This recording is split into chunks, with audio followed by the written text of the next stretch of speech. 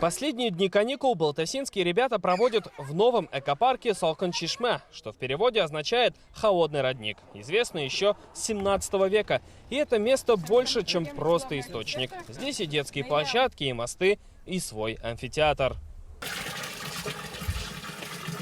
Студеную воду пробует на вкус Рустам Миниханов. Экопарк построен по федеральному проекту формирования комфортной городской среды. В этом году в республике откроют 69 таких благоустроенных общественных пространств. 2 года уже работали, все строили, все чистили. Очень красиво, как в сказке. Было просто старый домик и текла вода. Когда поздно, все равно мы здесь отдыхаем. 10 часов тоже посидим здесь. Соловей поет, это слушаем. К осени маленькие балтасинцы пойдут в новый детский сад в селе Норма. Он на 120 мест. Все 6 групп уже заполнены. Его построили за год. Цена 160 миллионов рублей по республиканской программе.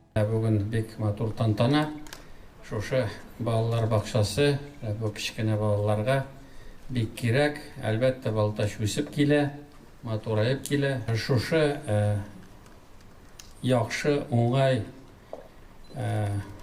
биналар, эшләребез уң булсын. Детей будут учить английскому, рисованию, музыке, художественной и спортивной гимнастике. Вообще красиво. Там куклы, вообще комнаты, стулья, вообще такие красивые. Мы ждем уже с точкой. Алла Берса, поедем, придем. Мы очень рады, что у нас вот новый садик построили.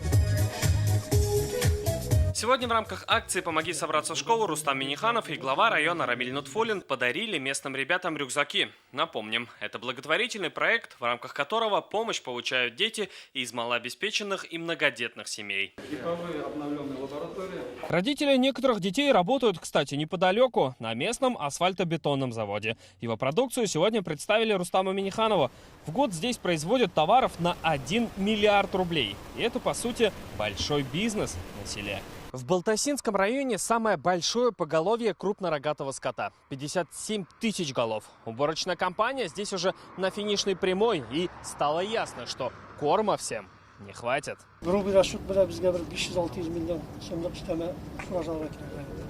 Рустам Миниханов поручил проработать этот вопрос с Минсельхозом. Сельское хозяйство в районе обеспечивает половину бюджета Балтасей. И сегодня президент провел встречу с местными сельхозпроизводителями и главами поселений. По личным подсобным хозяйствам также все нормально. Сегодня вопрос предстоящих посевных, озимых, подготовка к ним уже.